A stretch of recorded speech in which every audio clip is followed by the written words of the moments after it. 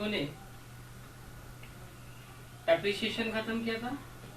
हाँ भाई, डेप्रिसिएशन खत्म किया था पिछले क्लास में। और अभी जो हमें स्टार्ट करनी बेटा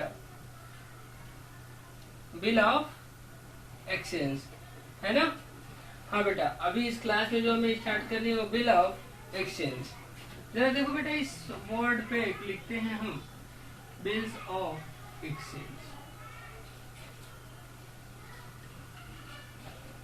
जरा देखिए बेटा, मैं कुछ बात बताऊं, फिर हम बिल्स ऑफ एक्सचेंज को डिफाइन करेंगे। होता क्या है, जब प्रोड्यूसर के यहाँ से सामान निकलता है तो प्रोड्यूसर से एजेंट को, एजेंट से होलसेलर को, होलसेलर से रिटेलर को, और रिटेलर से सीधे कंज्यूमर के पास आता है। या कभी कभी होता है बेटा, प्रोड्यूसर से होलसेलर ले लेता, और होलसेलर से रिटेलर, और रिटेलर से कंज्यूमर। कभी कभी क्या होता, प्रोड्यूसर से डायरेक्ट रिटेलर ले लेता, और रिटेलर से कौन, कंज्यूमर। कभी कभी क्या होता, प्रोड्यूसर से डायरेक्ट कंज्यूमर ले लेता। बीच में और भी सीरीज आप बना सकते हो। अब एक बात बताइए, सबसे महंगा कौन पड़ेगा? सबसे महंगा ये पड़ेगा। सबसे सस्ता कौन पड़ेगा? ये। जितने कम हैंड में जाएगी, जितने कम हैंड में जाएगी उतनी सस्ता पड़ेगी, जितने हैंड से होकर गुजरेगी उतना महंगा पड़ेगा। अभी अभी आप लोग सुने होंगे ऑनलाइन शॉपिंग जो हो रहा है, फ्लिपकार्ट, स्नैपडील, ये सब लोग वहीं पे दौड़ रहे हैं। रीजन क्या पता है? डायरेक्ट प्रोड्यूसर से उठा के आपको डायरेक्ट दे रहे हैं, बीच का कन्वेंस और उनकी प्रॉफिट है उसमें। यहाँ क्या होता है कि प्रोड्यूसर से एजेंट को आता है, एजेंट खुद लेता है, एजेंट फिर होलसेलर को देता है, होलसेलर खुद लेता है, होलसेलर से रिटेलर को आता है, वो भी लेता है, रिटेलर से फिर कंज्यूमर को आता है। जितने हैंड से होके जाएगी उतनी ज्यादा आपकी कॉस्ट पड़ जाएगी, उतनी महंगा सामान हो जाएगा। क्लियर है? अब हम बात करें, यहाँ लगभग दो चीजें हम देख रहे हैं, एक होलसेलर और एक रिटेलर। ये होलसेलर और एक रिटेलर, बीच बीच में हम लोगों ने दो जगह देखा नहीं है, यानी होलसेलर के बाद रिटेलर और रिटेलर के बाद होलसेलर। जरा हम देखते हैं इनको, ये होलसेलर और रिटेलर वाली प्रोसेस। यहाँ होलसेलर कहता है रिटेलर से, मींस रिटेलर जब भी सामान परचेज करेगा तो होलसेलर को, और होलसेलर जब भी सामान सेल करेगा तो किसको? रिटेलर को। यानी होलसेलर के बिना रिटेलर अधूरा है और रिटेलर के बिना होलसेलर अधूरा है। जहां ये सीरीज चलती हो कि होलसेलर के बाद रिटेलर और रिटेलर के बाद होलसेलर आता। क्लियर है? होलसेलर कहता है मुझे कैश में चाहिए, मुझे कैश में चाहिए, मुझे कैश में चाहिए, और रिटेलर कहता है कि मुझे क्रेडिट चाहिए, क्रेडिट चाहिए, क्रेडिट चाहिए। जरा देखो, बात करते हैं बेटा, ये होलसेलर जो कहता है हमें कैश में चाहिए, इसकी बात मैं आपको समझा रहा हूँ, ध्यान से जरा सुनिएगा। होता क्या है, ये होलसेलर, आप किसी दुकान पे चले जाओ तो दुकान पे जानते क्या लिखा रहता है? नगद वाले डिस्को, उधार वाले किसको? कृपया उधार मांग की शर्मिंदा न करें, उधार प्रेम की कैची है, न नौ नगद न तेरे उधार। तमाम तरह की बातें लिखी होती है।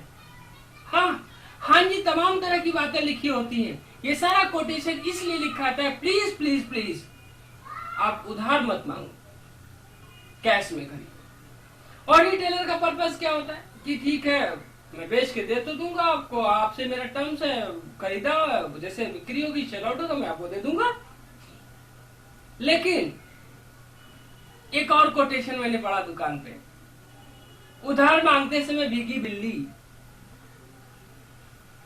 और वापस करते समय भूखा शेर। कैसे? उधार मांगने जाओ, ए भैया दे दीजिए, जाने दे दीजिए, मैं दे दूंगा आपको, दे दीजिए ना, वो बड़ी प्रॉब्लम है, ये वो बड़ी बातें समझ। लेकिन जैसे उधार वापस करने, चलो इनकी बात ले लेते हैं, हिमांशु जी की। अच्छा नाराज होंगे, चलिए सुमित जी की बात लेते हैं। सुमित जी ने उधार मांगा हिमांशु से, और हिमांशु कहे हिमांशु दे दो, मुझे बहुत दिक्कत है, मैं दे दूंगा आपको, बात समझ आई, थोड़े दिन की प्रॉब्लम से मैं जैसे होगा मैं आपको दे दूंगा। तब तक हिमांशु दिल वाले उठा के दे देते हैं। अब जब हिमांशु मांगने जाते हैं सुमित से, कहते हैं सुमित दे दो मेरा, तो सुमित क्या कहते हैं? छोड़ दे रहे क्या मोहल्ला, पहचान नहीं रहे क्या आप हमको?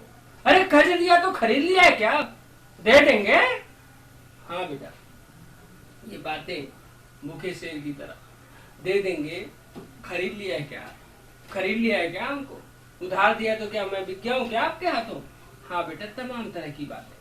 तो होता क्या, उधार मांगते समय बड़ी पोलाइट आदमी होता है कि नहीं। मान लो ये आया मेरे पास, हाँ वैभव मोदी, ये मेरे पास आया, कैसा फीस मैं दे दूंगा, कुछ प्रॉब्लम्स है। मैं बोला अगर तुम लेके भाग देता, मैंने खरी सुना दी। इसने कहा कि मैं लेके भागूंगा, मतलब हाँ बेटा, सबकी एक्सप्रेशन यही कहता मैं कैसे लेके भागूंगा। अगर यही सब सोचते मैं कैसे लेके भागूंगा, तो हाँ, जब फीस रिसीट बाद में उठाई जाती है तो 1 लाख 2 लाख 3 लाख के घपले पाए जाते हैं, बैड डेट पाए जाते हैं। सब बच्चे अगर यही सोचते रहे तो मैं क्या करूंगा, मैं किसके दिमाग में घुस के बातें डालूं। तो इसलिए हम सिक्योर रहते हैं कि ऐसा कोशिश करते हैं कि ये हमारे सामने दिन ना आए। तो जरा देखिएगा, तो होता क्या, आदमी बैड डेट से बहुत डरता है। तो यहाँ होलसेलर कहता है कैश और रिटेलर कहता है कि उधार। तो इन दोनों के बीच में आंकड़े कैसे हैं, 36 के। देखो दोनों मुंह फुला के बैठे हैं, ये दूसरा कुछ कह रहे हैं, ये दूसरा कुछ कह रहे हैं। हाँ, ये दूसरा कुछ कह रहे हैं और ये दूसरा कुछ कह रहे हैं। ये कह रहे हैं कैश, ये कह रहे हैं उधार। इन दोनों के बीच में 36 के आंकड़े। अब इस 36 के आंकड़ों के गुत्थी को सुलझाए कैसे, हाँ आपसी मेल जोल करे कैसे। तो जरा देखिएगा, अब होलसेलर कहता है रिटेलर से, चलो ठीक है, आप देने की बात ही कर रहे हो तो एक पेपर पे साइन कर दो। हाँ, पेपर पे क्या कर दिया जाता है, साइन कर दिया जाता है। जैसे वो पेपर पे साइन किया जाता है मेरे बेटा, ध्यान से सुनिएगा, पेपर पे साइन कर दिया जाता है, ये साइन करते हैं, ये लिखे रहते हैं। तो इनके पास एक negotiable instrument, bill of exchange एक निगोशिएबल इंस्ट्रूमेंट होता है, वो आ जाता है। ये चाहे उसका पैसा कभी भी किसी से भी ले सकते हैं। क्लियर। तो इनको मिला भी नहीं और मिल गया, कैश मिला नहीं और एविडेंस मिला, वो मिला जिसकी बदौलत पैसा ले सकते हैं। कैसे डराइज हुई, हाँ, इनको मिला भी नहीं और मिल भी गया, और ये दिए भी नहीं, दे भी दिए। कैसे, कैश दिए नहीं, तब भी कह रहे थे दे देंगे और अब भी कह रहे दे देंगे। पहले ओरल कह रहे थे भावना से, अब सिग्नेचर कर दिए, ये दे भी दिए। तो इन दोनों के बीच में अब गुड रिलेशन हो गई, और रिलेशन किसका हो गया, 63 बन गया। तो इन दोनों के बीच में रिलेशन बनाने के लिए कौन सा आ गया बेटा, बिल ऑफ एक्सचेंज। तो बिल ऑफ एक्सचेंज बेटा एक निगोशिएबल इंस्ट्रूमेंट होता है। क्लियर है। अब जरा ध्यान से सुनिएगा, बिल ऑफ एक्सचेंज में must be credit transaction, must be credit transaction, ये लिखते हैं बेटा, मस्ट बी क्रेडिट ट्रांजेक्शन। यहाँ क्रेडिट ट्रांजेक्शन होना मस्ट है, उधार का ट्रांजेक्शन होना मस्ट है। उधार का ट्रांजेक्शन है तो बिल ऑफ एक्सचेंज की रिक्वायरमेंट पड़ेगी बेटा, जरूरत पड़ेगी। जरा देखिए तो, मस्ट बी क्रेडिट ट्रांजेक्शन। अब यहाँ हम एक बात करते हैं, एक बंदे को यहाँ ले लेते हैं, आओ बेटा आओ, ए, और यहाँ ले लेते हैं हम B. A goods sold to B.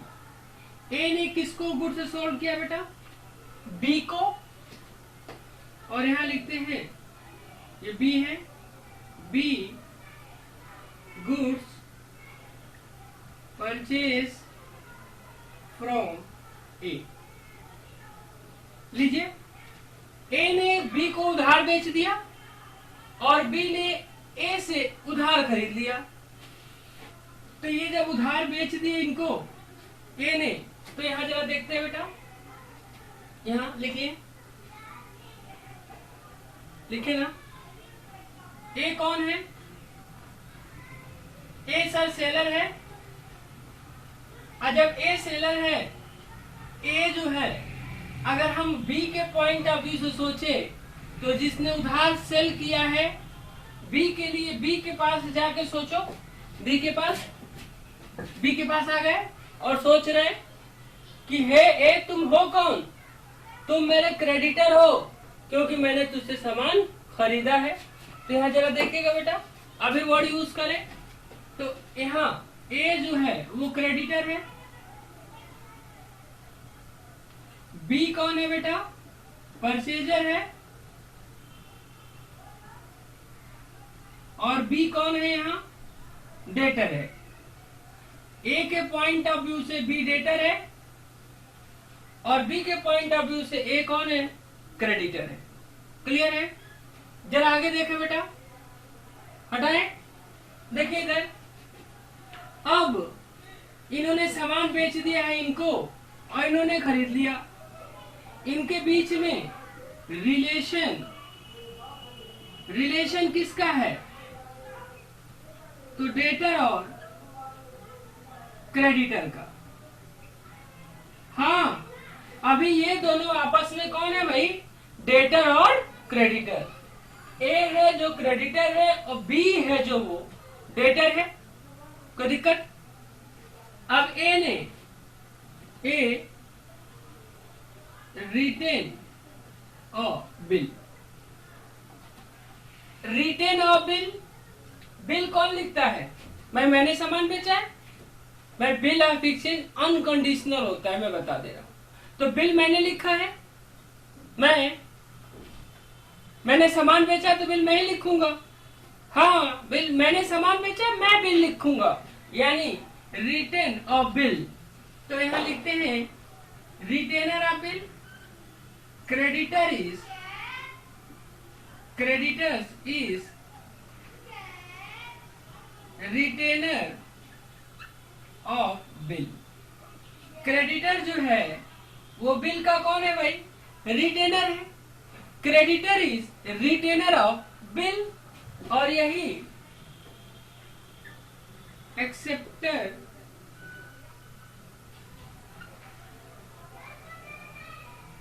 Of bill, और यही बिल के एक्सेप्टर हैं। तो यहां लिखे debtor is acceptor of bill. हाँ, बिल को एक्सेप्ट कौन करता है, डेटर। तो debtor is acceptor of bill, debtor जो है वो बिल का एक्सेप्टर है। हाँ भाई, डेटर कौन है, बिल का एक्सेप्टर। ये डेटर है, ये क्रेडिटर है, क्रेडिटर रिटेन ऑफ बिल, बिल्कुल सही है, और डेटर एक्सेप्टेड ऑफ बिल। तो जो बी है, बी कौन है भाई, हाँ बी डेटर है और बी ही बिल को एक्सेप्ट करेगा। क्लियर? आगे बढ़े। जैसे बिल लिखते हैं और एक्सेप्ट कर लेते हैं, तो यहां आगे देखें बेटा। अब ये after acceptance, bill after acceptance return to A, ये बिल एक्सेप्ट करके किसको वापस कर लेते हैं, ए को।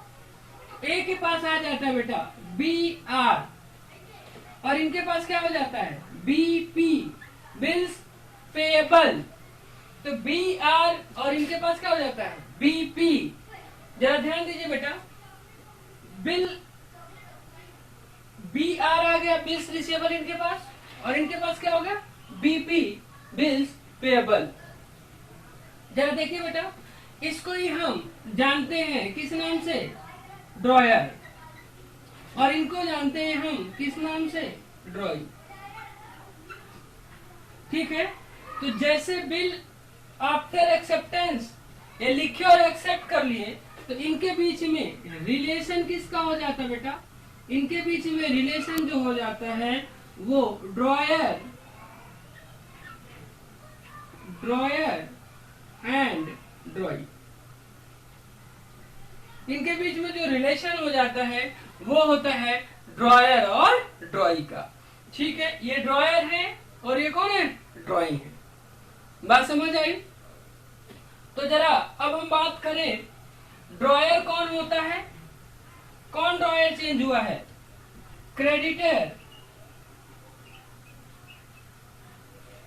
इज ड्रॉयर, क्रेडिटर ही तो ड्रॉयर बन गया, और डेटर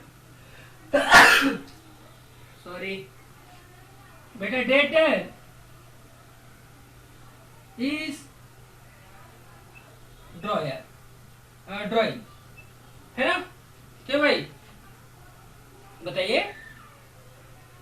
तो क्रेडिटर इज ड्रॉयर, ये एक क्रेडिटर है और ए ही ड्रॉयर है। डेटर ही ड्रॉई है, डेटर कन्वर्ट होकर ड्रॉई बन गया, पक्का ना? बी कौन था? डेटर, और बी ही क्या बन गया? ड्रॉई बन गया। क्लियर है सर? ये बड़ा कंफ्यूजन है क्रेडिटर डेटर। कोई बात नहीं बेटा, बिल्कुल आराम से सोचो। ए अगर सामान बेचता है बी को, तो बी से पाने का लाइबल है या देने का? पाने का। तो पाने का लाइबल है, तो लाइबल टू रिसीव, तो बेटा डेटर है वो बी, तो देखो बी डेटर हो गया। अब ए के यहाँ खड़े हो जाओ बी के पास और सोचो, ए से सामान खरीदा तो ए पैसा पाने का लाइबल है या देने का? ए तो पैसा पाने के लाइबल है, और लाइबल पाने का है तो क्रेडिटर है। क्लियर है? तो देखिए ए जो है कौन है? क्रेडिटर है। बात समझ आए? इसको कॉपी करिए।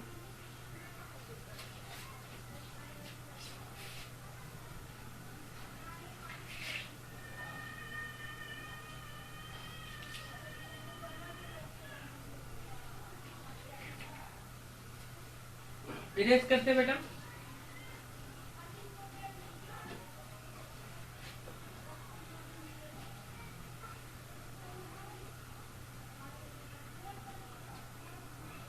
जरा आगे बढ़े। अब यहाँ हम बात करें तो ड्रॉयर और ड्रॉई हो गया। अब नेक्स्ट लिखते बेटा यहाँ हम, अभी वो आपको वर्ड यूज करा दें। ये लिखा डेटर,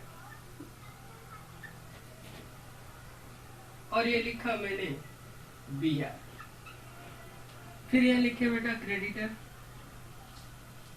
और यहाँ लिखे बीपी।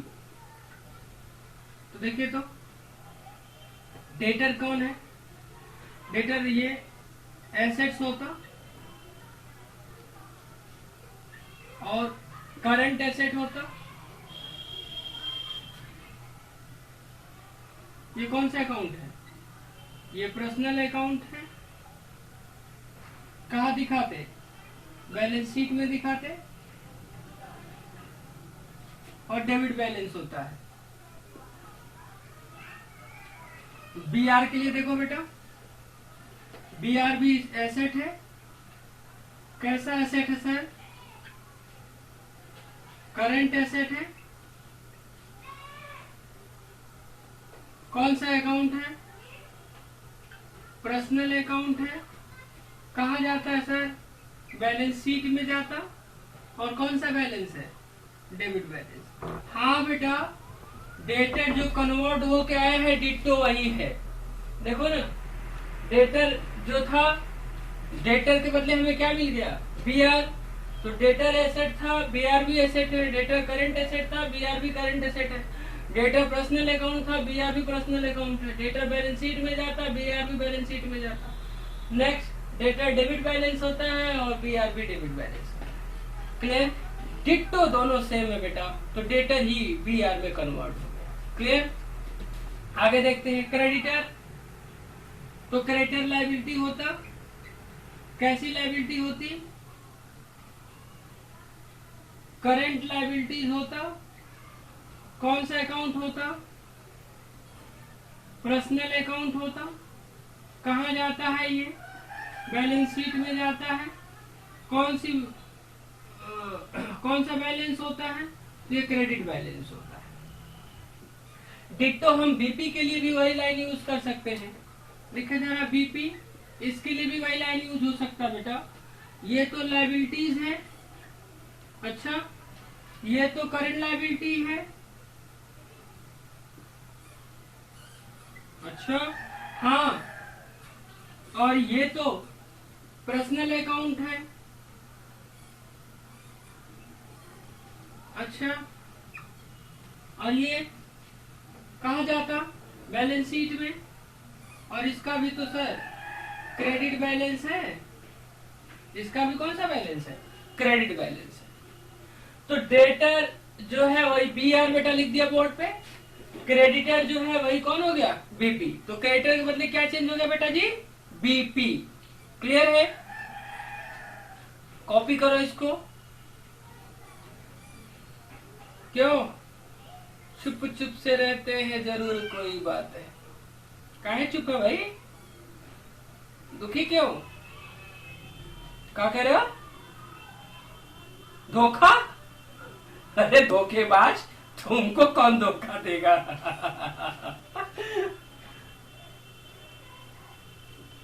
चुप चुप ना रहा करो, है ना? हटाए।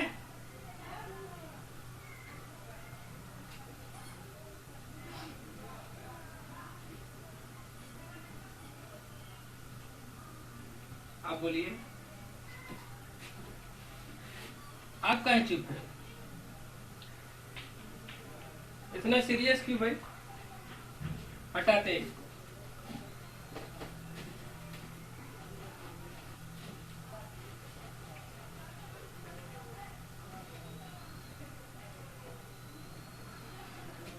चलिए देखिए इधर बेटा, कुछ क्वेश्चंस हम लोग कर लिया जाए।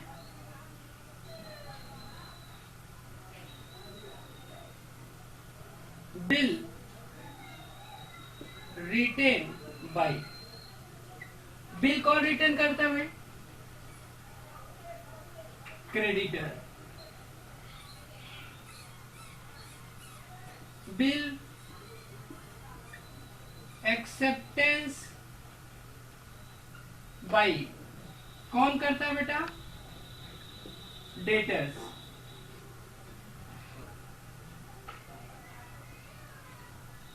acceptance is also known as, किस नाम से जानते हैं बेटा? Acceptor also known as debtors. Clear है? Acceptor also known as debtors. ये लाइनें थोड़ा दिक्कत करती बेटा। तो bill written by owner of goods are creditor, bill accepted by purchaser of goods are debtor, acceptor is also known as debtor. Acceptor कौन है भाई? डेटर ना।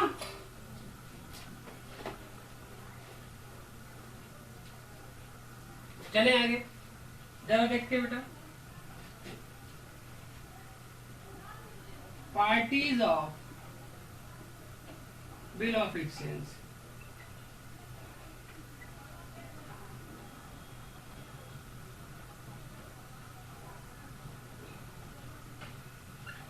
Parties of bill of exchange. Bill of exchange के कितने parties हैं? ध्यान दीजिए, 3। Dryer, समझ में आ ही गया बेटा? ड्रॉई, ये भी समझ आया। और नेक्स्ट है बेटा पे। पे कौन है? हिंदी में लिख दे, पाने वाला। नहीं आता हिंदी? रिसीवर। क्लियर है? हाँ, पे वो होता है जो पाने वाला होता है। Receiver, the person liable to receive amount of beer, जो बिल का पैसा पाने का लाइबल होता है वही पेई होता है। बेटा पेई वर्ड आते ही मेरे दिमाग में घंटी बज जाती है। पेई मैंने पे करने वाला, गलत। पेई मैंने पे करने वाला नहीं, पेई मतलब पाने वाला। यस बेटा, पेई मतलब पाने वाला, मतलब receiver, the person liable to receive amount of beer. वो पर्सन जो बिल का पैसा पाने का राइट्स रखता है वही पेई है ना? वही पेई है जो बिल का पैसा पाने का लाइबल रखता है। क्लियर है बेटा? हटाते हैं हम इसको, हटा दे। एक और लाइन लिख दे, ड्रॉयर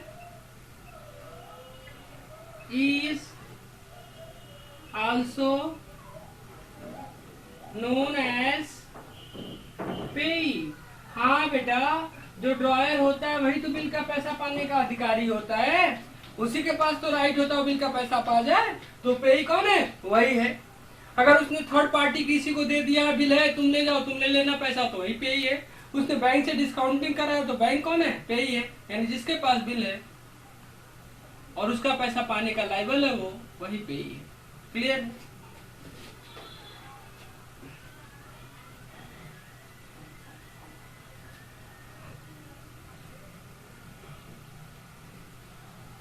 बेटा हमने जाना बिल ऑफ एक्सचेंज क्यों होता है, क्यों ले आते हैं, क्या क्या उसकी रोल्स है। फिर हमने देखा कि ड्रॉयर कौन है, ड्रॉई कौन है, पेई कौन है, कैसे होता है। अब हम चलते हैं आगे बेटा। दो बातें,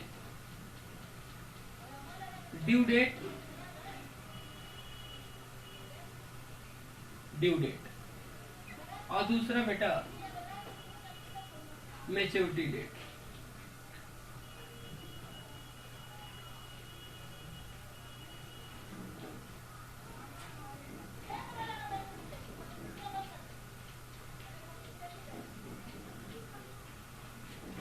तो क्या देखा बेटा? Due date and maturity date, ये दोनों में अंतर क्या होता है? एक मैं सिंपल बता दूं फिर आगे बढ़ता हूं। ये है 1 अप्रैल को बिल लिखा गया है 2 महीने के लिए, 2 मंथ्स के लिए। तो ड्यू डेट जो इसका आएगा, ड्यू डेट क्या आएगा? 1 अप्रैल से 2 महीने के लिए, 1 अप्रैल से 1 मई और 1 जून, 1 जून ये ड्यू डेट है। क्लियर है? और मैच्योरिटी डेट इसके लिए क्या है? प्लस 3 डेज ग्रेस, 3 दिन ग्रेस पीरियड जोड़ देते हैं अगर, तब ये क्या आ जाता है बेटा? 4 जुलाई, तब ये मैच्योरिटी डेट हो जाता है। क्लियर ना? ये कौन सा डेट है बेटा? Maturity date. यानी ड्यू डेट है जो सिंपल डेट ऐड करने के बाद डेट आ जाता है, वो ड्यू डेट है। और मैच्योरिटी डेट क्या है? जब उसमें ग्रेस पीरियड ऐड हो जाता है ना बेटा, तो मैच्योरिटी डेट हो जाता है। सब बच्चे हल्ला मचाते हैं, ड्यू डेट बताइए, ड्यू डेट बताइए, मैच्योरिटी डेट बताइए। तो सुनिए बेटा, ड्यू डेट इस डेट में जोड़ने के बाद, जितने दिन बाद उसने बोला है उतने दिन जोड़ने के बाद जो डेट आता है वो ड्यू डेट है। और जैसे उसमें हम ग्रेस पीरियड जोड़ देंगे बेटा, अब ये सर ग्रेस पीरियड क्या बोल रहा हूं मैं, बता रहा हूं।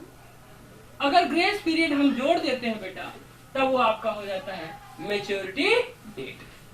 क्लियर है? आगे बढ़े। तो सबसे ज्यादा अगर कहीं मुसीबत आती है तो ड्यू डेट में बेटा, ये क्लियर होगा, आगे हम कोई दिक्कत नहीं आने देंगे, वादा है आपसे। हटाए ना जी।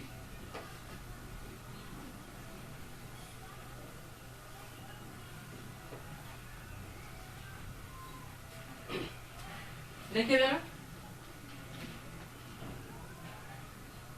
तो ड्यू डेट और मैच्योरिटी डेट समझ में आई ना बेटा? अब हम लिखते हैं calculation of due date. Calculation of due date समझ जाइएगा बेटा कि ड्यू डेट और मैच्योरिटी डेट समझ गए ना? तो अब इसी पे दोनों कर लीजिएगा। कर लेते हैं। ड्यू डेट मतलब जहां तक आया है जो डेट गिनने के बाद, और मैच्योरिटी डेट तब होगा जब उसमें 3 दिन एक्स्ट्रा ऐड हो जाएगी। तो कैलकुलेशन ऑफ ड्यू डेट, पहला हम बात करते हैं बेटा ग्रेस पीरियड की। ग्रेस पीरियड क्या है? ग्रेस पीरियड कहते किसको है? जरा सुनिएगा, ग्रेस पीरियड क्या होता है बेटा? ग्रेस पीरियड जो होता है वो 3 डेज का होता है। कितने दिन का? 3 डेज का। सर ये किस एक्ट और किस सेक्शन में लिखा गया? मैं बता रहा हूं, ये 3 डेज का होता है facilities provided by drawer to drawee. ये बेटा एक केवल एक सुविधा है, फैसिलिटीज है, जो कौन देता है? ड्रॉयर। किसको देता है? ड्रॉई को। तो facilities provided by drawer to drawee. Yes, ये 3 दिन की फैसिलिटीज जो दिया गया वो ड्रॉयर के द्वारा किसको दिया गया? ड्रॉई को। तो facilities provided by drawer to drawee 3 days. कितने दिन की बेटा? 3 डेज। क्लियर? आगे बढ़े।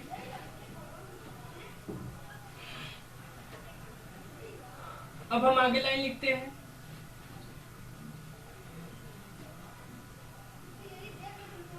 मंथ बेसिस, तो लिखें इग्नोर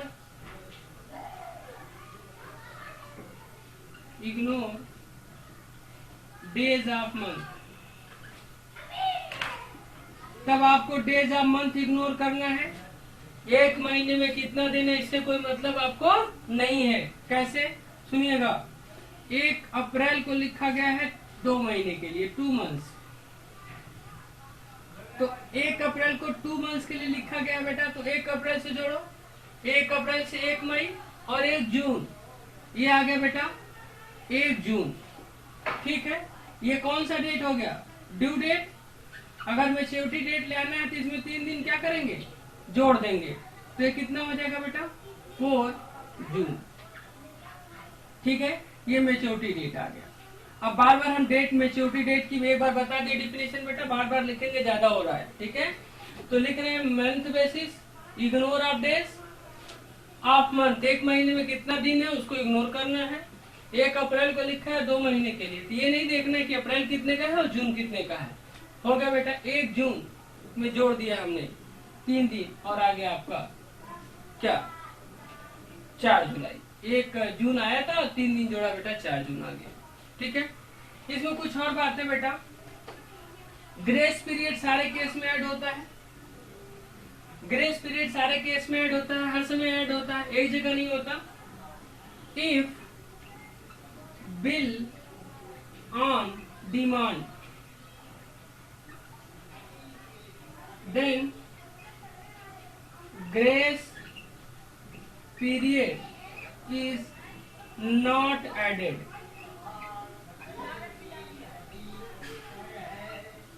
क्लियर है? अगर बिल ऑन डिमांड है, बिल ऑन डिमांड है तो ग्रेस पीरियड उसमें ऐड नहीं होगा। हाँ बेटा, अगर बिल ऑन डिमांड है तो ग्रेस पीरियड उसमें ऐड नहीं होगा। क्लियर है ना? अगर बिल ऑन डिमांड है तो ग्रेस पीरियड ऐड उसमें नहीं होगा। अब अगला चलते बेटा, यहाँ फिर लिखते हैं, अगर यह 15 अप्रैल हो और फॉर 2 मंथ्स और 2 महीने का हो, तब क्या करेंगे? ये पहला क्वेश्चन है और यही बेटा ये दूसरा क्वेश्चन है। 15 अप्रैल हो 2 महीने के लिए, कोई बात नहीं, 15 अप्रैल से 15 मई और 15 मई से 15 जून आ गया बेटा 15 जून। ये ड्यू डेट आ गया। अब इसमें 3 दिन जोड़ दीजिए, मैच्योरिटी डेट आ जाएगा। ग्रेस पीरियड जोड़ देंगे ना, तो 18 जून। क्लियर है? तो इसका जो आंसर होगा वो क्या होगा? 18 जून। बात समझ आई बेटा? ऐसे तो और लिख के आप कर सकते। आगे बढ़े। मंथ बेसिस हो गया बेटा। अब डेज बेसिस, तो यहाँ आपको ध्यान रखना है कि 1 महीने में कितने दिन होते हैं। यहाँ नहीं ध्यान रखना था, लेकिन यहाँ ध्यान रखना है कि 1 महीने में कितने दिन होते हैं, ये इम्पोर्टेंट होता है बेटा। तो कौन सा ऐसा 2 महीना आता है, कौन सा ऐसा 2 महीना आता है जो लगातार 31 का होता है? 2 बार 2 महीने 31 के होते हैं। तो कौन सा? जुलाई और अगस्त, दिसंबर और जनवरी। जुलाई, अगस्त, दिसंबर, जनवरी दोनों कब कितने? 31 के होते हैं। कोई बात नहीं बेटा, यहाँ बताते हैं। डेज बेसिस, यहाँ जरा सा एक लाइन लिखे बेटा, यहाँ समझा दे थोड़ा सा आपको पहले। 1 ईयर इक्वल टू क्या, यहाँ लिखते हैं। तो 1 year equal to sir 365 days. अच्छा, और 366 डेज। कब 365 डेज होता है और कब 366 डेज होता है? सुनिएगा, when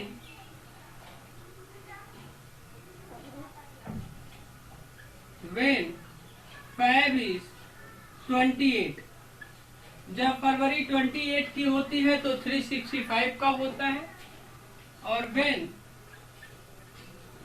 Feb is 29, और जब 29 का होता है तब क्या होता है बेटा? 366 डेज। कब फरवरी 29 का होता है? ईयर नॉट डिवाइडेड बाई 4, यानी जो ईयर होता है वो 4 से अगर डिवाइड ना हो, जैसे 2009, 2010, 2011, 2013, 2015, ये सब 4 से डिवाइड नहीं है बेटा। और जब 4 से डिवाइड नहीं है तब ये क्या हो जाएगा? फरवरी 28 की होगी। यहाँ ईयर डिवाइडेड बाई 4, आज जब ईयर 4 से डिवाइड हो जाए, जैसे 2012, 2016, 2020, ये जो 4 से कट जाते हैं बेटा, अगर 4 से डिवाइड हो जाता है तब वो आपका होता है 366 डेज का। अगर कुछ नहीं कहा गया है, when not given any information, अगर कोई इंफॉर्मेशन नहीं दिया गया है कि 2009 है कि 2010 है कि 2011 है, ऐसा कोई इंफॉर्मेशन नहीं दिया गया बेटा, तो generally 1 year is equal to 1 साल बराबर 365 दिन, और फैब इज इक्वल टू क्या? 28। और फैब कितने दिन का मानते हैं? 28 का। सर ये कौन सा सेक्शन और रूल ला रहे हैं? बेटा कोई सेक्शन और रूल नहीं ला रहे हैं। पॉसिबिलिटी किसकी? 3 बार 3 टाइम्स पॉसिबिलिटी होती है। पहले 3 टाइम्स पॉसिबिलिटी होती है किसकी? फैब जब 28 की हो, और 1 टाइम 4 टाइम में 1 टाइम पॉसिबिलिटी होती है जब फैब 29 का हो। तो ज्यादा पॉसिबिलिटी इसी को अगर कुछ नहीं दिया है तो हम और ईयर इक्वल टू 365 डेज ही मानेंगे।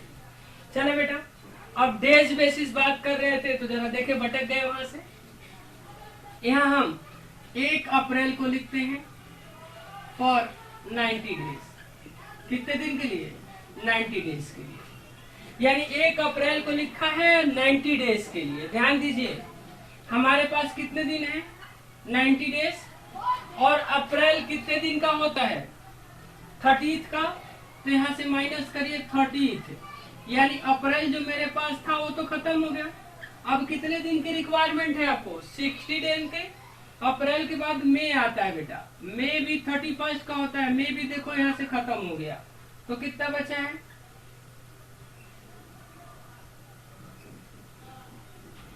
29 है ना? हाँ जी 29। अब जरा देखिएगा 29 मई के बाद क्या आता है? जून। और जून कितने दिन का होता है? 30 डेज का। तो 29 जून में चला गया ना, जून 29 खत्म। अब 1 दिन बचा है जून में, और आपको चाहिए क्या? 3 दिन ग्रेस जोड़ेंगे। अब 3 दिन ग्रेस चाहिए आपको, ग्रेस पीरियड चाहिए 3 दिन। तो 1 जून खत्म हो गया, और फिर वापस कहाँ आ गए? 2 जुलाई। ये आ गए बेटा 2 जुलाई, है ना? 2 जुलाई। कोई दिक्कत? इसके लिए एक और देख लो बेटा। बिल लिखा गया 15 अप्रैल को, और वो फॉर 30 डेज। कितने दिन के लिए? 30 डेज के लिए। तो आपके पास कितने दिन है भाई? 30 डेज। और इस 30 में से अप्रैल में कितना बचा है? 15 हटा दिया, कितना बचा? 15। और अप्रैल के बाद क्या आता है? मई। मई 15 है ना ये, और 15 में क्या जोड़ दें? 3 दिन, 18 मई। कोई दिक्कत है? ये आ गया बेटा 18 मई। ज्यादा हौच पौच हो गया? आया समझ? क्या क्या? इसका एक और क्वेश्चन बेटा, ये दोनों सफिशिएंट नहीं है आपके लिए? कोई बात नहीं बेटा, और बता देते हैं। आप क्या बोल रहे हो बेटा? अच्छा,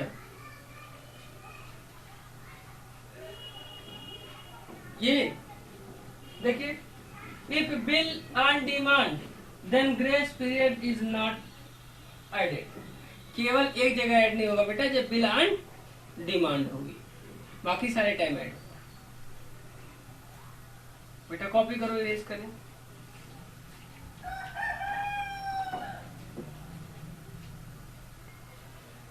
बताइए, आपको दिक्कत बताइए, है ना?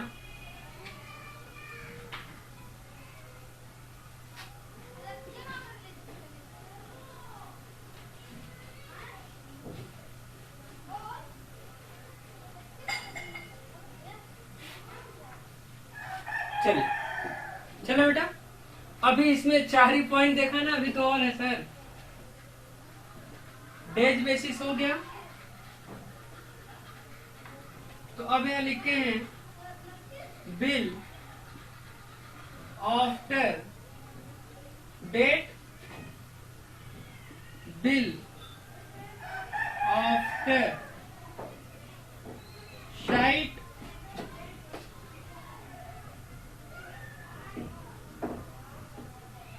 पब्लिकली हॉलीडे, पब्लिकली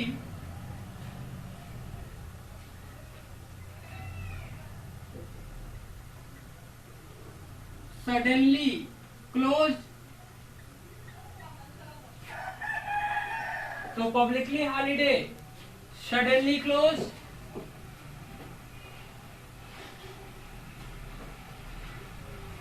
देखिए बेटा, बिल आफ्टर डेट और बिल आफ्टर साइट क्या है? जब एक ही बिल में 2 दिन 2 डेट मेंशन्ड हो जाते हैं। कैसा 2 डेट सर? लिखने का दूसरा डेट और एक्सेप्ट करने का दूसरा डेट। जब एक बिल में 2 दिन मेंशन्ड हो जाते हैं, लिखने के दूसरे डेट और एक्सेप्ट करने के दूसरे डेट, तब वहां हमको डायलमा की केस आती है कि आफ्टर डेट लिया जाए कि आफ्टर साइट लिया जाए। क्या है ये सुनिएगा, लिखने वाला दिन लिया जाए या एक्सेप्ट करने वाला दिन से जोड़ा जाए? कब से हम जोड़ने का काम शुरू करें? तो लिखने वाले दिन से या एक्सेप्ट करने वाले दिन से? ये मेरे साथ बड़ी प्रॉब्लम आई, इसी को प्रॉब्लम को शॉर्ट आउट करते बेटा। सुनिए, होता क्या है कि मान लीजिए ये पुष्पेंद्र, मैंने भी लिखा इनको, और ये कहते बस आ रहे बिहार, और ये चले जाते हैं नैनीताल। नैनीताल चले गए, आए नहीं मेरे पास, 15 दिन गुजर गए। 15 दिन बाद आए, हमने पूछा कहाँ गए थे? कह रहे बहुत जिद की थी ना, तो उन्हीं को नैनीताल घुमाने चले गए थे। क्या करें, बहुत जिद करती है तो उन्हीं को लेके चले गए थे। अच्छा लाइए साइन कर दे। हमने साइन तो आज कर रहे हैं, आप आज का डेट डालेंगे साइन में? उन्होंने कहा भाई बेटा अभी ऐसा है, आज ही का डेट डालूंगा मैं। हम बोले ऐसे नहीं चलेगा, आप जाके घूमते रहिए और मेरा डेट आज पड़ेगा। नहीं, ऐसे नहीं चलेगा। मैं तो तभी से काउंट करूंगा जिस दिन मैंने बिल लिखा था, आप नहीं आए, आपकी गलती। भाई मेरे और पुष्पेंद्र जी के बीच में बहस होती है। कितना करोगे बहस? है कितना करेंगे भाई आप पुष्पेंद्र जी, है ना? कितना बहस करेंगे मेरे साथ? फिर अगर जीत मेरी होती है, क्योंकि जमीन तो मैं ही हूं ना, नैनीताल घूमने दीजिए। हाँ, जीत मेरी हो गई। अब हम बिल आफ्टर डेट यानी जिस दिन लिखा गया है उस दिन से मानिए। अगर जीत पुष्पेंद्र जी की हो जाती, ये कहीं हम जा रहे थे, जंगल में शेर ने घेर लिया, पेड़ पे चढ़ गए थे, 3 दिन बाद उतरे, आज आपके पास है, क्या करे शेरवा मुंह कूद जाए। बात समझ आई? हाँ, तब ये बिल आफ्टर साइट, जिस दिन से वो एक्सेप्ट करेंगे उस दिन से मानेंगे। कहने का मतलब बेटा कि दोनों के बीच में बातें होंगी। एक बिल में 2 डेट लिखा गया है, आफ्टर डेट और आफ्टर साइट मीन्स एक दिन में दो डेट लिखा गया है, एक लिखने का है और एक एक्सेप्टेंस करने का है। बात समझ आई? तो हम अगर आफ्टर डेट मानेंगे तो यहाँ लिखते हैं टेकन, क्वेश्चन में दिया है आफ्टर डेट, तो टेकन रिटेन डेट, जिस दिन बिल लिखा गया है उस दिन से हम लिखना शुरू करेंगे। कई बच्चे इस चीज को इतनी देर से हम पढ़ा रहे हैं तभी क्वेश्चन में गलत कर देते हैं। टेकन रिटेन डेट, जिस दिन बिल लिखा जाता है उस दिन से हम काम करना शुरू करते हैं। ठीक है, टेकन रिटेन डेट, जिस दिन बिल लिखा जाता है उस दिन से बेटा बात होती है। अच्छा, बिल आफ्टर साइट, यहाँ क्या taken acceptance date, acceptance date, जिस दिन से बिल साइन किया जाता है उस दिन से। यानी क्वेश्चन में दिया है तो वहां ये नहीं लिखा है नैनीताल गए थे शेर के मुंह में गए थे, ये नहीं लिखा रहेगा, बस ये लिखा रहेगा आफ्टर डेट, तो समझ जाए जिस दिन लिखा गया उस दिन से मानेंगे, और आफ्टर साइट जिस दिन एक्सेप्ट किया गया है उस दिन से मानेंगे। पब्लिकली हॉलीडे बेटा ये दो तरह का होता है, एक फेस्टिवल वाली छुट्टी, फेस्टिवल वाली हॉलीडे, फेस्टिवल वाली हॉलीडे, और दूसरा नेशनल हॉलीडे। तो जब फेस्टिवल वाली हॉलीडे रहेगा तो गिवन इन क्वेश्चन, तब आप टेंशन ना लीजिए, क्वेश्चन में दिया रहेगा कि आज पब्लिकली हॉलीडे है, गेस्टेड छुट्टी है, ये बात क्वेश्चन में दिया रहेगा, तब आपको कोई टेंशन लेने की जरूरत नहीं है बेटा। लेकिन अगर पब्लिकली हॉलीडे में नेशनल हॉलीडे है, कौन सा हॉलीडे? नेशनल हॉलीडे है, तब क्या करें? जब नेशनल हॉलीडे है तब दिया रहे नहीं रहेगा not given in question, not given in question, तब आपको आज तक क्लास 12 तक या बीकॉम तक जो भी बेटा आज तक आप पढ़े हो वहां दिमाग लगाना है कि क्या कौन कौन सा डेट में नेशनल हॉलीडे आएगा। 15 अगस्त, 26 जुलाई, 2 अक्टूबर, बात मेरी समझ में आई है ना? 15 अगस्त, 26 जुलाई, सॉरी 26 जैन, सॉरी बेटा 15 अगस्त, 26 जैन और 2 अक्टूबर, ये बात हम करते हैं नेशनल हॉलीडे की। देखिए तो अगर नेशनल हॉलीडे या पब्लिक गेस्टेड हॉलीडे, जो दोनों में कोई भी होगा, यहाँ तो दिखा रहेगा, लिखा नहीं रहेगा, दिमाग लगाना है। 15 अगस्त आया तो 14 अगस्त, तो प्रीवियस डे या प्रीसीडिंग डे, या इसको वर्ड यूज कर सकते हैं प्रीवियस डे। मतलब अगर 15 अगस्त आ गया है बेटा क्वेश्चन में, तो हम 15 अगस्त नहीं लेंगे, कौन सा लेंगे? 14 अगस्त। क्लियर है? अगर 26 जैन आ गया है तो हम 26 जैन नहीं लेंगे, क्या लेंगे? 25 जैन। क्लियर है? सडनली क्लोज्ड सर, अचानक बंदी हो जाए, सुबह सुबह उठे थे है ना, आज इस वजह से उठ रहे हैं, पता चले कि देश का कोई ऐसा आदमी मर गया जो पूरा भारत बंद रहेगा, नाम नहीं लेंगे, किसी को ईगो हर्ट हो जाता, चले जाने दीजिए, कोई ऐसा मर गया जिससे पूरा देश बंद रहेगा। या छोड़िए, हम अगर गोरखपुर में हैं तो कौन सा क्या बंद रहेगा? गोरखपुर बंद रहेगा। अगर गोरखपुर बंद रहेगा तो ध्यान से सुनिए, बैंक बंद, सारा बंद, या कर्फ्यू का आलम है, डिंग डिंग डिंग निकलो रोड पे ना, डंग डंगा देंगे, जान लो, तब बताओ अब हम क्या करें? तब इस केसेस में हम क्या करें? तो मुझे जो करना है हम वही करेंगे, आज तो दे नहीं पाएंगे और ना आप मेरे ऊपर कोई मुकदमा कर पाओगे। क्यों? क्योंकि अचानक छुट्टी हो गया तो मैं क्या करूं, मैं जान थोड़ी रहता अचानक छुट्टी हो जाएगी। तब ये बेटा पेमेंट होता है नेक्स्ट डे, नेक्स्ट डे। कई बच्चे आफ्टर 1 डेट लिख देते हैं, 1 डे नहीं बेटा, नेक्स्ट डे। जैसे आज मान लो बेटा 10 अक्टूबर है और इस दिन गेस्ट सडनली क्लोज हो रहा है तो 11 अक्टूबर, पक्का ना? देखिए देखिए डायलमा, हिमांशु जी ने क्वेश्चन पूछ लिया, बोलो बेटा। हाँ मैं सुन रहा हूँ। हाँ हाँ बताओ।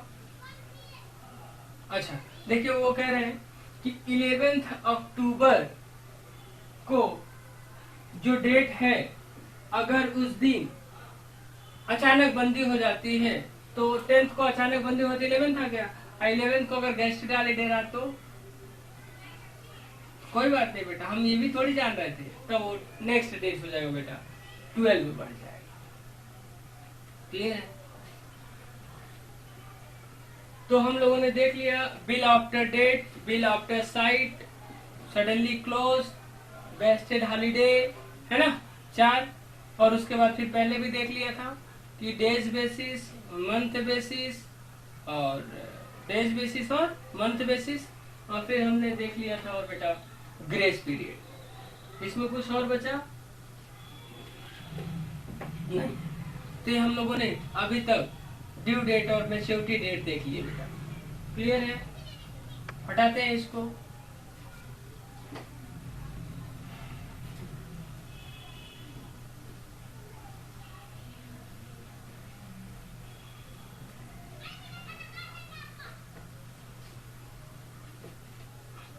तो बेटा हमने ड्यू डेट देख लिया सारा, ड्यू डेट और मैच्योरिटी डेट। जरा आगे बढ़े, ध्यान दीजिए।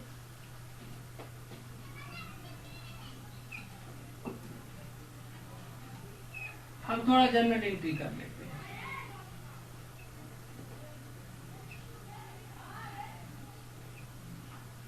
यहाँ transaction,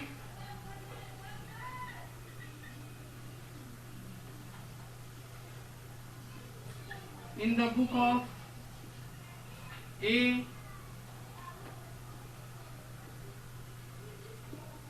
in the book of B।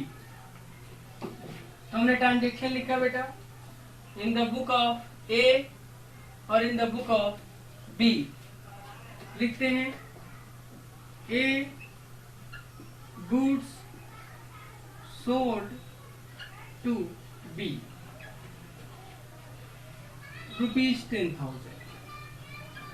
ए ने बी को 10,000 का गुड्स बेच दिया बेटा। अब ए के यहाँ एंट्री क्या होगा?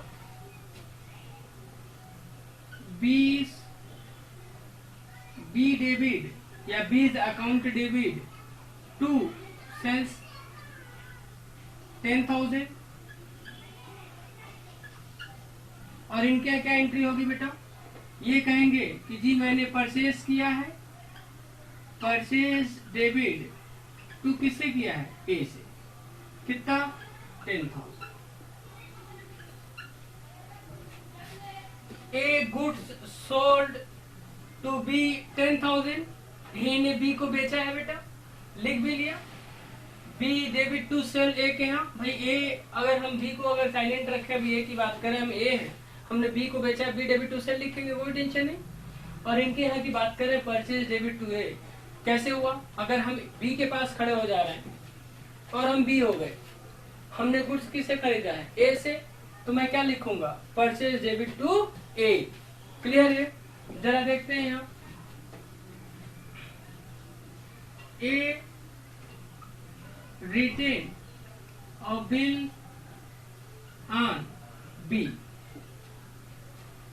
ए ने बी पर बिल लिखा। अभी कोई एंट्री करे बेटा? नहीं। आप बिल लिखिए, अच्छा लेटर लिखिए, चाहे गवर्नमेंट को लेटर लिखिए, चाहे पापा मम्मी को लेटर लिखिए, क्या कहीं और भी लेटर लिखोगे? लिखो लिखो लिखो बेटा, लेटर लिखो। जमाना मोबाइल का हो गया, SMS, व्हाट्सएप और फेसबुक का। बदमाश है कि आज भी लेटर लिखेंगे। चलो बेटा, तो देखो इधर, A written a bill on B. A ने बिल बी पर क्या लिखा? बिल लिखा। And B accepted, B and B return bill after acceptance, after acceptance to A ने बी पर बिल लिखा है and B return bill after acceptance to A. Bill को एक्सेप्ट कर लिया कौन भाई? बी, और वापस कर देता है किसको?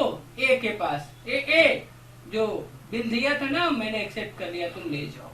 अब इनके पास आता है बेटा एसेट है ना बी आर डेबिट टू दिया कौन? बी। ठीक है 10,000 का। और इनके यहां होगा कि ए पा गया, A debit to BP bills payable 10,000। जरा मेरी बातों पे ध्यान देना बेटा। यहाँ पहले बी डेबिट था, मैंने बोला बी डेटर है डेबिट रहेगा। देखो बी आर डेबिट हो गया, यानी बी ही चेंज हो गया, डेटर अब हट गया और क्या बन गया? B R. अब देखो बी आर डेबिट हो गया। ए क्रेडिट था, अब ए की जगह कौन हो गया? बीपी क्रेडिट हो गया। क्लियर है? ध्यान दीजिए आप।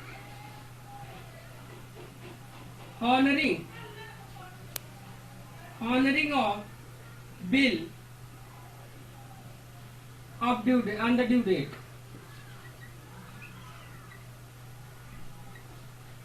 ड्यू डेट पे बिल क्या हो गया बेटा? हॉनरिंग। हॉनरिंग का मतलब क्या होता है ये तो जान लीजिए। अगर ड्यू डेट पे पैसा मिल जाता है तो उसे कहते हैं हॉनरिंग ऑफ बिल। तो ड्यू डेट पे अगर पैसा मिल जाता है तो उसे हम बोलते हैं बेटा हॉनरिंग ऑफ बिल। तो हॉनरिंग ऑफ बिल क्या है? ड्यू डेट पर ड्रॉयर को पैसा अगर दे देता है, ड्यू डेट पर ड्रॉयर को पैसा दे देता है तो उसे कहते हैं बेटा हम हॉनरिंग ऑफ बिल। तो हॉनरिंग ऑफ बिल क्या है? ड्रॉयर को ड्यू डेट पे पैसा दे दे। अगर ड्रॉयर को ड्यू डेट पे पैसा दे देता है तो कहते हैं हॉनरिंग ऑफ बिल। कैसे होगा बेटा सुनिए। इनके यहाँ कैश आएगा, cash debit, cash account debit बेटा कंप्लीट लिखिए। कैश डेबिट टू क्या जाएगा? B R. कितने रुपए का? 10,000। और इनके यहाँ क्या होगा? बीपी जो गया था वापस आएगा और टू क्या जाएगा? कैश या बैंक जो भी लिख सकते हो बेटा 10,000। कोई दिक्कत? अब सुनिएगा, यहां हम बात करें तो अभी तक अल्टीमेटली क्या हुआ ये कि सामान बेचा गया, हमने बिल लिखा, उसने एक्सेप्ट किया और एक्सेप्ट करके बिल मुझको दे दिया और डी डेट पे उसने बिल का पैसा भी दे दिया। अल्टीमेटली अगर 2-3 महीने बाद, डेट तो नहीं डाला बेटा, 2-3 महीने बाद, अगर 3 महीने बाद बिल का पैसा मिल जाता है तो हम क्या समझें कि ये पर्टिकुलर जो सेलफोन मैंने बेचा था किसी अपने रिटेलर को, जैसे एक नहीं ज्यादा सेलफोन बेच दिया और वो बिल लिखा हुआ था, मैंने बिल लिखा हुआ था, एक्सेप्ट किया हुआ था, आखिर इस सेलफोन का पैसा मुझे मिल ही गया। क्या मिल गया है? हाँ, कोई मिल गया नहीं, पैसा मिल गया। तो बताओ अगर पैसा मिल गया तो उस डेट तक क्या होगा? हॉनरिंग हो गई। आज जब पैसा मिल गया तो जो सामान बेचा था उसका पैसा मिल गया, यानी कौन सा ट्रांजेक्शन उस दिन हो गया? कैश में। जरा देखो बेटा, काट पीट करते हैं। बी डेबिट था, बी क्या हो गया? बी डेबिट था बेटा, बी को हम यहां से क्रॉस करें, बी क्रेडिट, बी डेबिट था, बी क्या हो गया? क्रेडिट हो गया। क्लियर? अब सुनिएगा, बी आर डेबिट था, बी आर क्या हो गया? बी आर भी क्रेडिट हो गया। ये कट पीट हो गए। फाइनल एंट्री क्या बचा? Cash account debit to sales. Yes yes yes, जो सामान मैंने बेचा था उसका कैश मिल गया। हाँ बेटा, इतने प्रोसीजर के बाद आज वो कैश मिल गया, तो कैश डेबिट टू सेल। सही बात है। हॉनरिंग आप बिल हो गए, पैसा मिल गया, लिख दिया बेटा। जरा यहां देखिए, ये क्रेडिट था, ये क्या हो गया? डेबिट। बीपी क्रेडिट थे, बीपी क्या हो गई? डेबिट। फाइनल एंट्री क्या बना? Purchase debit to cash. यानी जो बी बोलेगा जो मैंने सामान खरीदा था उसके बदले क्या दे दिया? कैश। ना तेरा कोई मुसीबत ना मेरा कोई मुसीबत, देखो पेमेंट हो गया। क्लियर है बेटा? तो बिल ऑफ एक्सचेंज में बच्चे लोग बड़ी तंग करते हैं, ड्रॉयर कौन है, ड्रॉई के काहे के लिए ड्रॉयर है, काहे के लिए ड्रॉई, रट्टा मारते। सबसे बड़ा मुसीबत उनके लिए होता है एंट्री का, रट्टा मारो। Who's the ड्रॉयर, ड्रॉयर कौन है, रट्टा मारो। अरे मेरे लाल, काहे के लिए रट्टा मारो है? जो सामान बेचता है वो ड्रॉयर है, जो सामान खरीदता है वो ड्रॉई। कब ड्रॉयर ड्रॉई बनता है? ये सामान जो बेचता है वो बिल लिख दे और जो सामान खरीदता है बिल एक्सेप्ट कर ले। यहाँ ड्रॉयर कौन है? ए, और ड्रॉई कौन है? बी। यानी अगर आप चाहिए तो बी जहां जहां लिखा है बी इक्वल टू क्या लिख सकते? ड्रॉई, टेंशन ना लीजिए। और ए इक्वल टू क्या लिख सकते? ड्रॉयर। लीजिए, जहां जहां बी लिखा वहां ड्रॉई लिख सकते थे अगर नाम नहीं दिया रहता था तो, और अगर नहीं दिया बेटा तो हम क्या लिख सकते? ए की जगह क्या लिख सकते थे? ड्रॉई। नाम दिया तो नाम लिखेंगे। कोई दिक्कत है बेटा?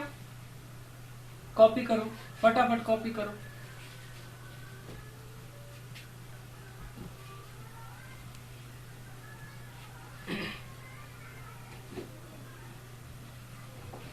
हम इरेज करते हैं।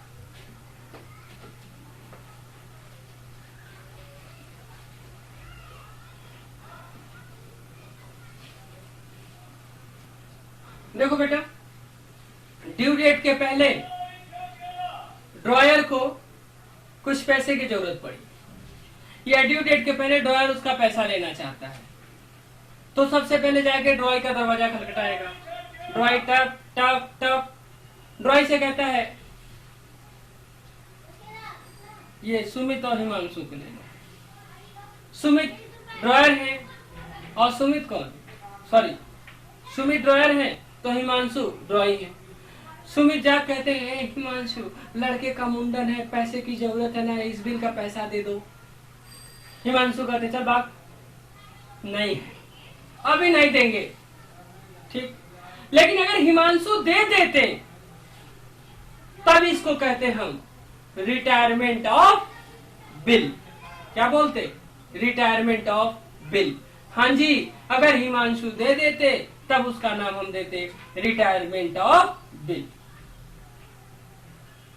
यानी ड्रॉयर ड्रॉई से ड्यू डेट से पहले पैसा ले लेता है तो रिटायरमेंट ऑफ बिल। लेकिन हिमांशु तो दिए नहीं, अब उसे जाना पड़ेगा बैंक, और जब बैंक से पैसा लेते हैं बेटा लिखते हैं हम discounting of bill. Discounting of bill. तो क्या होता है बेटा? Before due date, due date के पहले हम पैसा किससे ले लिए? बैंक से। Before due date discounting of bill from bank.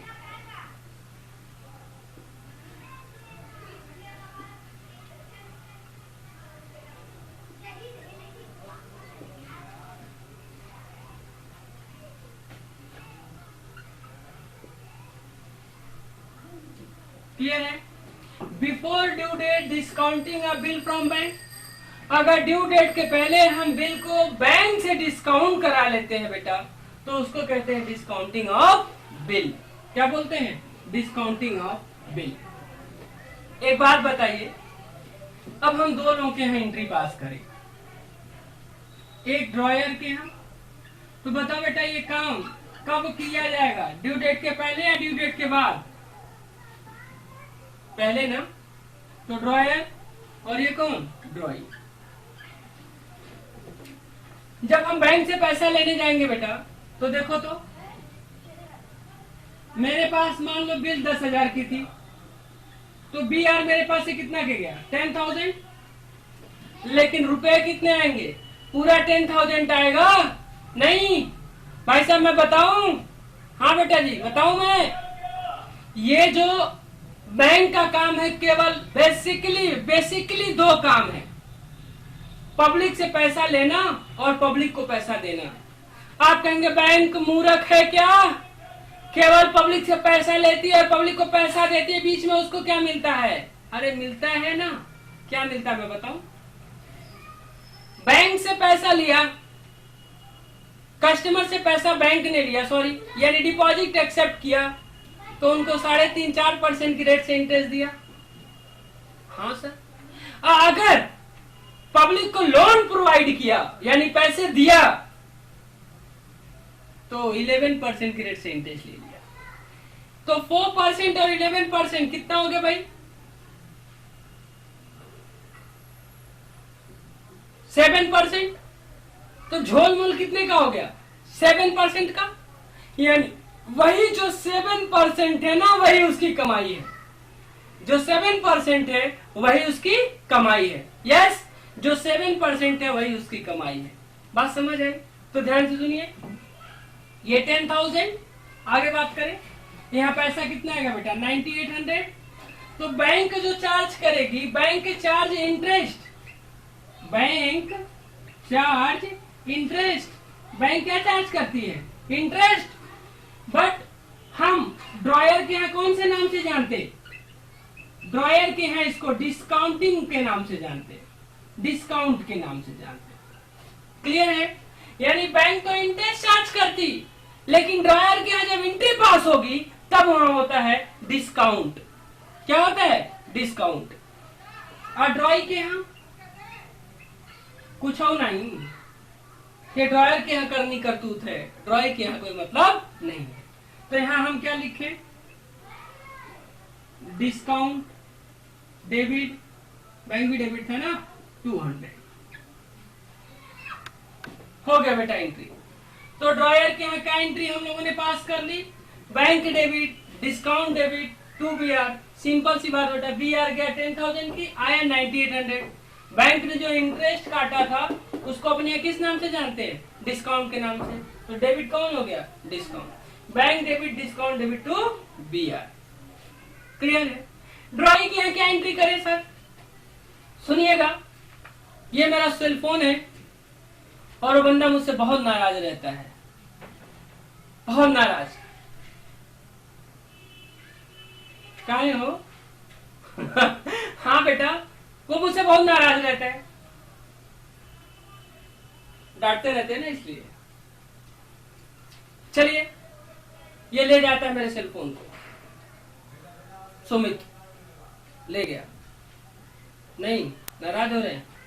चलिए, जोशी जी, जोशी जी, अरे कुछ इनकी पर्सनल बातें हैं जो होती रहती हैं, तो ये हमसे बड़े खफा रहते हैं। एक्सेक्रेसी कहते लीक मत करिएगा, सर हम लीक कर दिए थे। नाराज रहते हैं तो क्या कर लोगे नाराज? नहीं बताओ ना। अच्छा चलिए ठीक है, मत रहिएगा, डर लगता है। देखिए इधर, तो बेटा ये मैंने सेल फोन दे दिया जोशी को, कह दे दिए सर कल ले आके दे देंगे। ठीक है, मेरा ले गए और इसको ले जाते हैं तो रस्सी में बांध के गंदे नाली में डुबाते हैं। मास्टरवा बहुत परेशान किया है, जा जा पानी में जाओ। उसके बाद वहां से निकालते हैं, इनका दिल नहीं भरा मेरे गुस्से से, इसको निकालते हैं और तावा पे रख देते हैं, गर्म तावे पे, टाक जलता है। अब मास्टर साहब जलाएंगे जलाएंगे, फिर जलाते हैं, फिर इसको उठाते हैं और धूप में रख देते हैं, वहां से काटता है, फिर ले आते हैं ट्रक के नीचे से, पहिए नीचे ट्रक चढ़ जाती है। क्या इन सब सारे बातों से मेरा दिल अभी धक धक धक धक कर रहा है क्या? नहीं, अभी मुझे क्या पता। जोशी जी ने बोला सर मैं कल दूंगा, कल मैं क्लास आऊंगा 10 बजे, तो मैं 10 बजे दूंगा।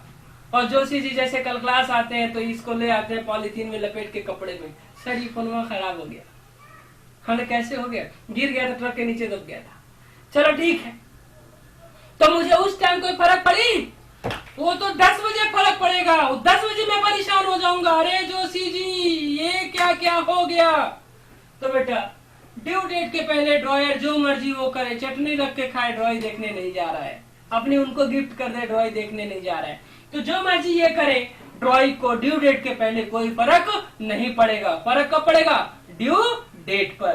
तो चलिए बेटा ड्यू डेट पर, तो इनके यहाँ इस दिन नो एंट्री है ना? क्या बेटा? No entry, no no no no. मैं विपाशा के यहाँ पहुंच गया सब। नो एंट्री, विपाशा सलमान वाला मूवी नहीं, नो एंट्री, इनके यहाँ कोई भी एंट्री नहीं होगी। बात समझ आए बेटा? कॉपी करिए।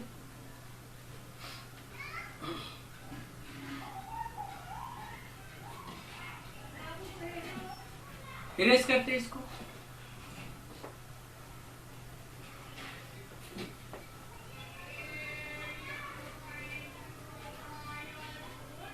अब ध्यान दीजिए,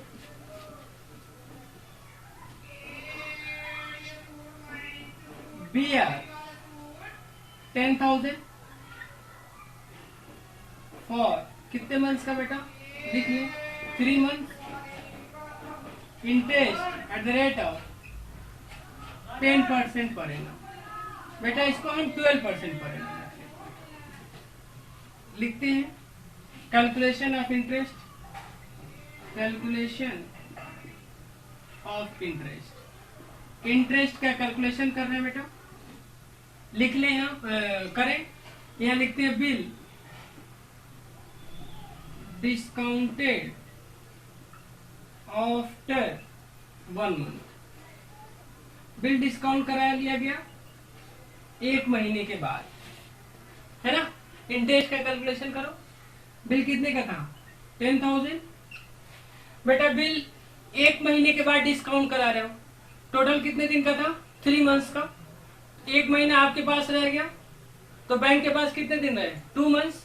तो बैंक इंटरेस्ट किस पे काटेगी, बोलो बेटा, बैंक इंटरेस्ट किस पे काटेगी, हाँ बताओ बैंक इंटरेस्ट किस पे काटेगी, 2 मंथ्स पे ना जी। यानी बिल जो है वो 3 महीने का, एक हमने अपने पास रख लिया, 1 महीना मेरे पास रहा, बैंक में कितना दिन रहेगा 2 महीना, तो इंटरेस्ट कितने पे कटेगा 2 महीने पर, इंटू 2/12, और परसेंटेज क्या है भाई 12% है, तो 12/100, तो अमाउंट कितना हो जाएगा, ये 00 क्रॉस, ये 12 200। क्लियर है। एंट्री क्या करेंगे, बैंक डेबिट 9800, और अपनी इंटरेस्ट नहीं लिखेंगे, मैंने बताया है 202, क्या आ गया आपके पास से BR कितने का बेटा 10,000। फिर bill discounted after 2 month, bill 2 महीने बाद डिस्काउंट करा दिया गया। अगर बिल 2 महीने बाद डिस्काउंट करा दिया गया तो बताइए 3 महीना था बेटा, है ना, तो 3 महीने में से 2 महीने बाद, तो 2 महीने अपने पास रहा, बैंक में कितने दिन रहेगा 1 मंथ, तो निकाल ले बेटा 10,000 इंटू 1/12 और 12/100 कितना होगा, ये क्रॉस 00 क्रॉस 100 रुपीज। तो एंट्री क्या करें, फिर वही entry, bank debit discount debit to BR, कितने का BR है बेटा 10,000, और बैंक 9900, और ये 100। क्लियर है। Next bill discounted same date, जिस दिन बिल लिखा गया उसी दिन डिस्काउंट करा लिया गया, जिस दिन बिल लिखा गया उसी दिन डिस्काउंट करा लिया गया। अच्छा, जिस दिन बिल लिखा गया उसी दिन डिस्काउंट करा लिया गया, तो बिल 3 महीने का था ना, तो इंटरेस्ट कितने दिन में निकलेगा 3 मंथ्स पर। 10,000 3/12 और 12/100 कितना आता है बेटा, ये 300। तो कैसे एंट्री पास होगी, वही ना, ditto bank debit discount debit to BR, तो यहां होगा बेटा 10,000 300 9700 हो गया एंट्री पास। कर लो बेटा, कॉपी करो,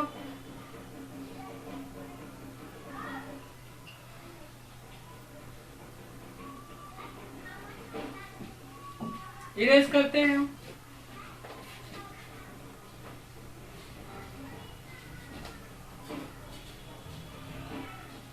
अगर एडेज बेसिस आ जाएगा तब तो आप परेशान हो जाओगे। फॉर 90 डेज के लिए तब क्या करें, bill discounted after 54 days,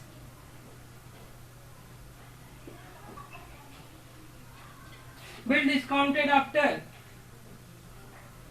36 days.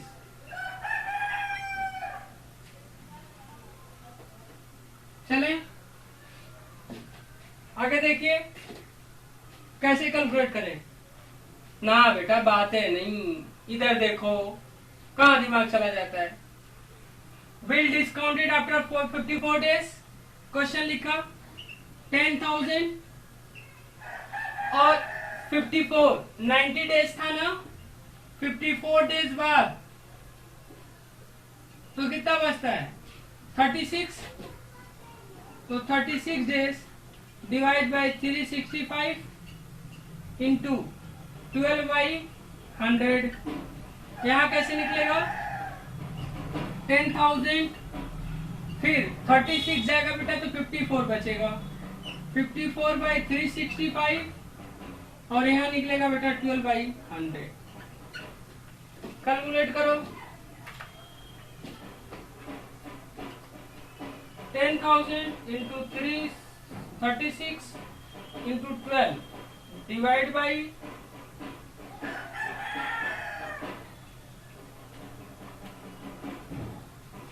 118.35, ये आ गया बेटा।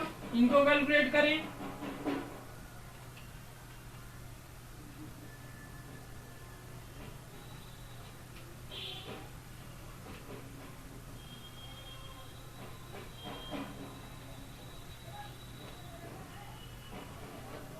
$177.53 क्लियर है।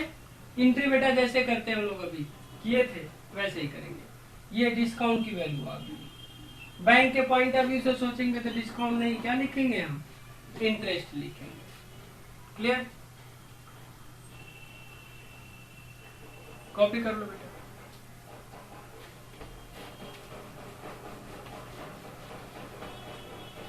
ठीक है, तो अभी इस क्लास में हम लोगों ने इतना कवर किया।